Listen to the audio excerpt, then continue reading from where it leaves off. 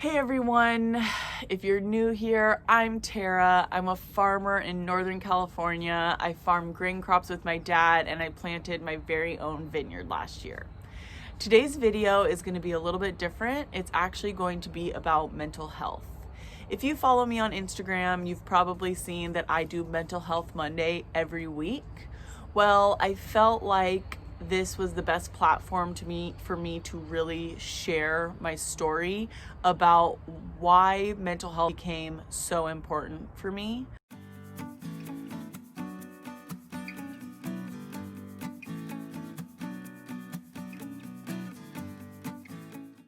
I did not pay any attention to my mental health when I was younger. I had some tragedies in my life that really brought it to surface. Now my mission is to create a positive, safe space for people to talk about mental health in and outside of agriculture. I hope you enjoy this video. This was really hard for me to make, but I think it's so important. Here is the story of the beginning of my mental health journey. Okay, we're doing this. We're doing this.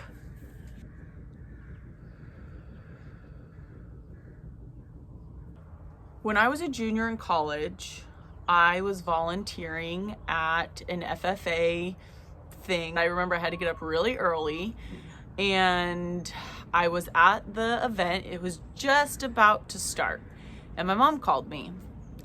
I remember seeing her phone call and just ignoring it. About 2 seconds after ignoring her call, I got a text message saying it's an emergency. The first thing that came to my mind is that my dog had died. She was getting a little bit older and I thought that's what she was going to tell me, is my dog died. So I stepped to the side and I called my mom. When I called her, she said, "Your dad's been in an accident. You need to come home right now." I was about 2.5 hours away from home at the time. I had a friend with me at the FFA event who immediately just dropped everything he was doing, got in the car with me, and drove me to the hospital. I remember thinking he was in a car accident, and my friend kept telling me he's got a brand new truck. It's got, the highest level of airbags and protection. He's gonna be okay. He's gonna be okay. For that 2.5 hour drive, that's all I can remember is him saying that and me thinking, okay, he was in a car accident. When I got to the hospital, we went straight to the ER and my whole family was there. My dad had already been taken into his first surgery. He had a piece of farm equipment fall over on him and crush him from about the neck down. Come to find out later, my dad had been life flighted from the field to the hospital. They got him there within a few minutes. We call the things that fell on him a carryall and a flat roller. He was lifting the flat roller up into the carryall. He was by himself. It was an old style that had ratchets on the side. He stepped up on the tongue of the carryall and reached up to pull the ratchet down, and the whole thing flipped over on him. My mom said it was like a movie. They got him out and rushed him through the emergency room, and everyone was running beside him, and the doctors kind of said, maybe you should say your goodbyes. And I missed that. I wasn't there for that. And I just think, if I would have lost him, I would have been it. I wasn't there to say goodbye. My dad spent a week in the ICU. I remember only one person was allowed to sleep over, so my mom and I set up the couch bed just a little away from the wall, and she would sleep on the couch and I would actually sleep on the floor in between the couch and the bed. There are so many injuries, I can't even say them all. But the main one was he really has some nerve damage and problems in his legs. His spine had a lot of damage, broke 9 ribs. And the list goes on. So after a long time in the hospital, he did therapy, he came home in a wheelchair, and even though he has a lot of issues, it's amazing. It's amazing what he's been through, how he's healed, and how he's farming. After my dad's accident, I went back to Chico State for a short period of time, and that's when I had my very first anxiety attack. I was working at a gym at the time, and I remember my boss came in, and I remember him telling me, like, we need to fix this or something like that, and he was just so irritated. And when he walked away, I started feeling like I was having a heart attack. Even at that moment, I didn't know what was happening. I was like, and like my chest was pounding. That we had like a little office in the kids' room, and I went in that office, shut the door, and just started crying.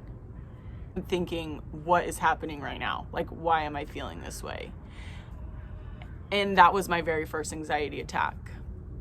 So I really was struggling with anxiety and different things for years without really addressing it or getting help.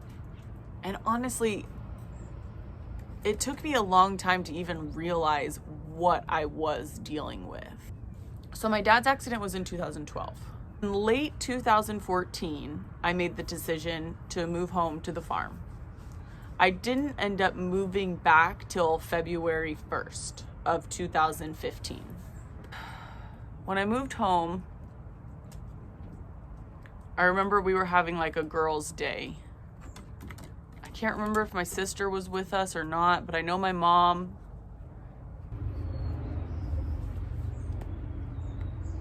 We went and picked up my grandma for this girls' day. And I was sitting in the car doing my makeup.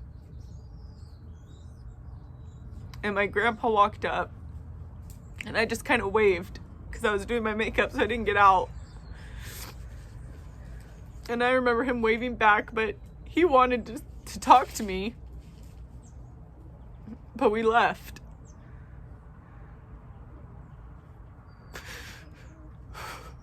That was the last time I saw my grandpa.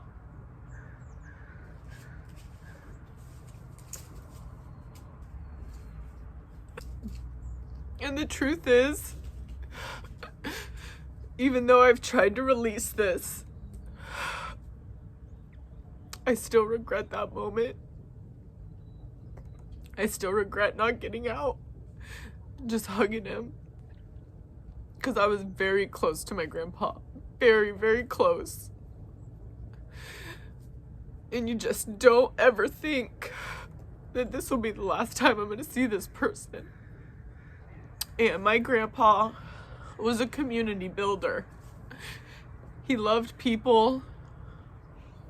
He was always open. A week later, there was a guy in the neighborhood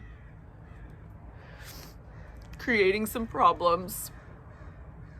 Grandpa thought he'd go and talk to him and see what was going on. That day, that man decided to shoot and kill my grandpa.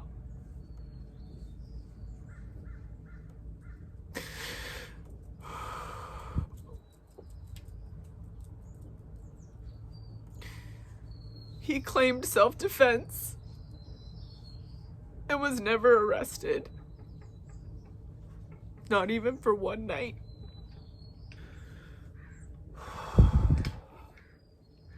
I already had bad anxiety. After losing my grandpa, I ended up moving in with my grandma, and I started having night terrors. I would pretty much be screaming in my sleep, and my grandma would have to come and wake me up. When that started happening, I remember thinking, I'm living with her to help her. She's not supposed to be taking care of me. And that was the first time I decided to go see a therapist. So my anxiety started in 2012 with my dad's accident. And in 2015, I finally decided to get help. Shortly after, I started taking medication I just wish I could go back and tell myself to start sooner. And I just remember being so afraid to take medication, and that all that medication has done is give me my freedom back. Let me be who I am again. I still definitely have anxiety attacks, but nothing like they used to be. And not as often as they used to be. It has been so much work to grieve, to heal, to forgive. I do my best to not let these things paralyze me. You know, I go on and I live my life. But I will tell you, every time I say goodbye to someone, there's a little thing in the back of my head saying, this could be the last time. My mom has kind of always said, like, I get nervous going on flights because I'm just kind of like, you know, what if something happens? And my mom, I know, has always said, like, you can't let that stop you from living your life. Are you never gonna travel because you're afraid that that could happen? But then what? You don't live your life. So it is scary. Every time I say goodbye to someone, it's scary. But I just have to keep moving forward. I've just got to keep living my life.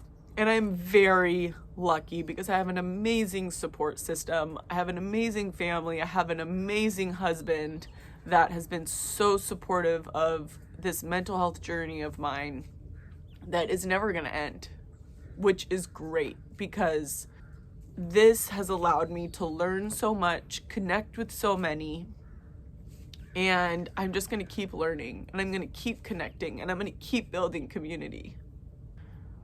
So this is the story of what made me aware of mental health. Thank you all so much for listening to this story. I think it's so important to talk about. Part 2 is going to be a little bit more about things that trigger me when it comes to anxiety. I also want to talk a little bit about ag and mental health and why it's so important to keep an open conversation and talk about it. We are all in this together. I have been amazed by the community on Instagram and the people that have reached out, and I'm just so thankful for every single person that has participated in Mental Health Monday. It means so much to me. Thank you so much for watching this, and I'll have part 2 out shortly.